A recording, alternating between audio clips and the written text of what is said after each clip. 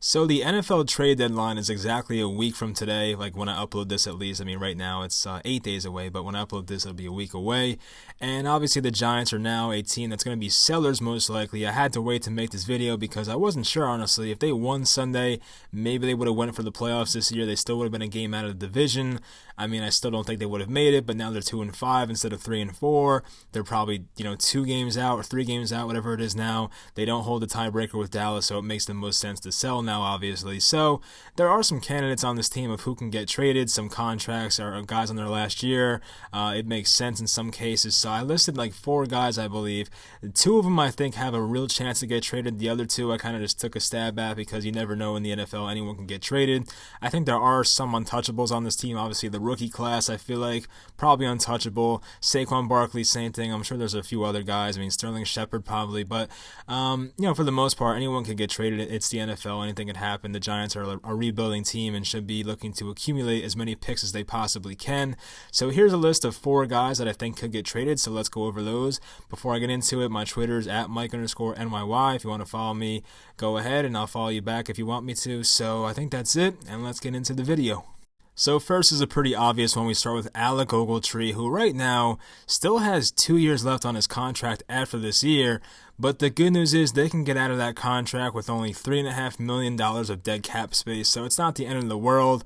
I feel like people won't trade for him because of that contract. I mean, $3.5 million in dead cap space is still enough. Or if I was a GM, I probably wouldn't want to trade for the guy. But you never know. They could get a 6th or 7th round pick for him. So just had to put him in here. I mean, it is possible. So I think potential buyers could be the Kansas City Chiefs. Of course, they're probably going to be in the playoffs. I mean, it looked like Patrick Mahomes escaped a serious injury, so he should be back soon.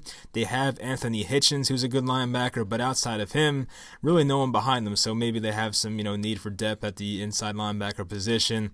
The Raiders, they made it public on Sunday morning, I believe, that they wanted an inside linebacker or a pass rusher, so there's an inside linebacker for you. The Texans, I mean, they play a 3-4 defense as well. They already have 2 good inside linebackers, but maybe they add him for depth. I mean, you never know. It seems like the Texans are going to be on the cusp of making the playoffs this year. And the Ravens, I mean, their front 7 definitely needs some help. I mean, their secondary has been pretty good this year, but I think they could add a guy like Ogletree, and maybe it'll help that defense. I'm not really sure. Just throwing out some ideas. 28 years old. Still has 2 years left in the contract. They could get out of it with, some limited dead cap space. So maybe a team adds him due to an injury. I don't know, but I'm not counting on it. As I said, if I was a GM, I wouldn't want to trade for a guy like Ogletree, but you never know. So he could add some stability, could add a little to your run game. He had, maybe a couple sacks this year. He had one against the Patriots. I mean, he's done some nice things, but he obviously has missed a lot of tackles this year and has his difficulties in coverage. So who knows? It could happen. So I think the most likely outcome is a 6th or 7th rounder, most likely for a guy like Alec Ogletree. Up next is Norris Jenkins, who recently turned 30 years old, so happy birthday to him. Has a similar situation. They can get out of his contract next year for $3.5 million in dead cap space, which isn't terrible, but instead of having 2 years left like Ogletree, it's only 1 more year. So the team that trades for him could obviously decide to pay him $14 million next year, which is not going to happen, or they can, release him and save themselves a lot of money. So that's probably what's going to happen, but maybe a team uses him as a rental. He's had a weird year so far, obviously. He's had, it hasn't really given much effort, in my opinion, in most games. His tackling has been just not there. There's been a lot of running plays where he just seems to avoid tackles as much as he can. He's had games where, against the Redskins, obviously, where he wins Defensive Player of the Week and just looks phenomenal. He's had a couple of games this year where he's looked really good, and then some where he looks just really bad, and just a couple where he's been average. So you don't know what you're going to get. Maybe a guy like him goes to a better team and all of a sudden just gets really motivated and starts playing at a higher level. So I think the thing they can get for him is probably a 4th to 6th rounder. I was hoping in the beginning of the year, maybe a 3rd rounder, hoping that the good version of Norris Jenkins would show up, but I don't think a team now would give a 3rd rounder for a guy like that, but you never know. I mean, the Giants did get, I think, a 4th and a 7th rounder for Eli Apple last year, but Eli Apple was 23. He was a lot younger, so who knows? I think a 4th to 6th rounder is reasonable for a guy like Norris Jenkins. So the first team I have is obviously a division rival, which, trades with the Eagles don't happen too much, but they need players in their secondary. Their secondary has been awful this year. They just released Orlando Scandrick as well. So, I mean, they need guys there, and, maybe adding a guy like Norris Jenkins might help. The Chiefs, I mean, they have Morris Claiborne and Brashad Breeland as their 2 and 3 corners. I mean, I don't trust him too much. I don't know how Chiefs fans feel about that guy, but I feel like adding Norris Jenkins just to, kind of help with the depth there definitely could help that team. The Texans, I mean, they just traded for a corner today, so I mean, I guess I should take them out of this list. I actually made this before that trade, and then like literally 20 minutes later, I saw on my phone, I was like, oh, well, I guess that's not going to happen, so forget the Texans. Green Bay Packers, so I mean, they have a pretty good secondary for the most part, but a team like that, I mean, they're going to be in the playoffs most likely. This is, their time to make a Super Bowl run with Aaron Rodgers. Why not try to give a 6th-round pick for a guy like Norris Jenkins who can definitely help your secondary? They do have some good corners on that team, though. You think of Jair Alexander. They have some guy named, his last name is King, I forget. I've seen him make good plays before, though. So, I mean, they have some guys on that team that can make plays, but why not try to add a guy like Norris if you're going all in this year? So, the Seattle Seahawks, they have a young, inexperienced defense. I mean, especially in the secondary.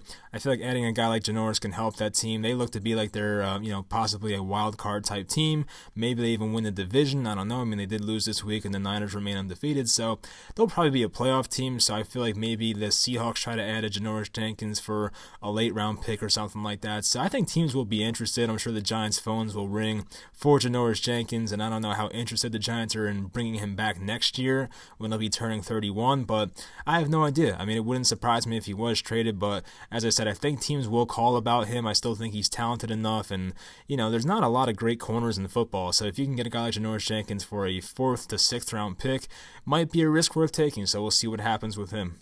So these next 2 guys I have on the list are not as likely to get traded in my opinion, but it could happen. You never know. So first I have Cody Latimer, the wide receiver, 27 years old. I think maybe the Giants can get a 7th round pick for him. And, I think the Bills are a good situation for, actually, before I get into that, his contract, he's an unrestricted free agent at the end of the year, so a team's going to have no commitment to him. He's just a rental player, and then he's unrestricted after this year. So, I mean, there's no contract situation with him, so it's basically just a rental player. So, I think the Bills are a good fit for him because, right now they have Cole Beasley, they have John Brown, smaller guys. Obviously, Beasley's the slot receiver, John Brown's the burner downfield. What the Bills don't have is a big physical receiver, and I think Latimer is 6'3", he can make plays down the field and just bully guys. Sometimes they have other receivers behind them like Isaiah McKenzie, who's a small speedster. Robert Foster is a small speedster. I think Duke Williams is the same thing. So they could use a big receiver on this team. I feel like it makes sense. I'm not just throwing the Bills out there for no reason. I feel like that's actually a good fit. So who knows? Maybe they add a guy like a Lattimore or just some kind of big receiver. They tried trading for Kelvin Benjamin last year. That didn't work, as we all know. So maybe they try to get a guy like Lattimore for a 7th round pick. The Green Bay Packers, who I just mentioned before, I think they could use him because they have had some injuries. Obviously, Devontae Adams has missed the last 2 or 3 games with his turf toe injury. He should be back at some point, but hey, maybe there's an off chance he gets hurt again. I really don't know. Geronimo Allison had a concussion and on Monday, somehow played on Sunday. But as you can see, when these guys go down, they don't really have much depth behind them. So the Packers had guys playing in last week's game. Who were they? It was like Jake Kumaro and I actually wrote their names down. Where is it? Alan Lazard and Jake Kumaro. So guys I've never heard of before. They were starting at one point for the Packers. So maybe they add a guy like a Latimer to try and solidify their depth at wide receiver. I feel like that would make some sense. So you never know. I feel like that could be put to some use. It's definitely not likely that he gets traded, but it is an option, and Latimer is a good player. The Giants do have Darius Slayton, who they want to develop, so I feel like Latimer's playing time is definitely going to be decreased, and there's really not a point in having him on this team if they're not going to be a playoff team. So maybe they ship him to one of these, most likely playoff teams, and maybe he helps them on special teams and as a physical receiver. So we'll see what happens with him. So the last guy I have, and it might be a bit of a surprise, is Dalvin Tomlinson, 25 years old. Obviously was not a Dave Gettleman draft pick. He was one of the last Jerry Reese draft picks. He was drafted in Jerry Reese's last draft. Still on his rookie contract. He's owed only $1 million next year. The dead cat rule doesn't matter. You're not going to release him anyway. So he is under contract after this year as well. So that's why they might be hesitant to trade him, but at the same time, if the Giants got a good offer for Dalvin Tomlinson, they might be tempted to take it, and he's not a Gettleman guy, so you never know. I think the Giants could get a 4th or a 5th round pick for him, maybe a 3rd. I mean, that's kind of pushing it, but maybe. If I was offered a 3rd round pick for Tomlinson, I'd probably say yes to that, honestly, but we'll see what the Giants do. I think teams that could be interested, so we'll start with the Chiefs. They have Chris Jones, obviously, who does have a groin injury, but he should be back at some point. They play in a 4-3 with Steve Spagnuolo, who does have a connection with Dalvin Dalvin Tomlinson, I think, played under him in his rookie year. So those two know each other. I think that can make sense. The Ravens, I mean, after Michael Pierce, they really don't have much depth behind him. They have rookie Daylon Mack, who's been inactive most games, so maybe they try to add a guy behind him for the Ravens. The Eagles, they have a bunch of guys injured right now. Malik Jackson is on IR. Timmy Jernigan has a broken foot. Fletcher Cox has not looked right all year. I feel like he's probably injured as well, but he's still playing through it. And maybe the Eagles look to add another run stopper. I mean, the Eagles' run defense is phenomenal, but why not add another guy if you're looking for a playoff run? The Rams, I mean, they have Sebastian Joseph Day, who plays next to Aaron Donald, who's a decent player, but I think Dalvin, I was about to say Dalvin Cook. Dalvin Tomlinson is a better player, so maybe they try to add him to solidify their run defense as well. And the Lions, I mean, the Lions are interesting because we traded Damon Snacks Harrison to the Lions last year, and the Lions look like they might be a playoff team. They're kind of like, in that area where like you don't really know right now, but they could be. They're a good team in my mind. We played them this week actually, so the Giants go to Detroit. And, I think Damon Harrison, I saw him down on the field last game. I think he has a groin injury, not sure how long he's out for. And if he's out for an extended period of time or possibly the whole season, maybe the Lions want another run stuffer. I feel like that's an important spot for the Lions defense. If Snacks Harrison goes down, maybe they want a Dalvin Tomlinson to fill in. I mean, maybe they give the Giants a 4th or 5th round pick and they make it happen in back-to-back years. So it'd be a similar pick. I think the Giants got a 5th rounder for Snacks. And, I mean, he's under a big contract. He's older, so maybe they get a 4th or a 5th for a Dalvin Tomlinson. Who knows? So those are some options for you guys, and what could happen during the trade deadline. Maybe I missed some people. If you think I did miss someone, let me know in the comments, and like what team you think they might go to, or some just crazy trades. I'm sure I'll see some crazy ideas in the comment section. It's always interesting there. But let me know what you guys think about this video. If you liked it, let me know, and we'll see what happens in a week. It's going to be interesting. I think it's 4 o'clock on Tuesday is the actual trade deadline. So if the Giants lose again on Sunday in Detroit, which I think they will, honestly, but they'll be 2-6, and at that point you have to sell. I mean, if you're getting draft picks for players, you have to take it. And I heard this one time. It was like a great analogy. I forget where I heard it. I'm going to try and put the link to that video in the description of this. It was someone talking about why the Patriots are so good at drafting and why they always have so many good players on rookie contracts.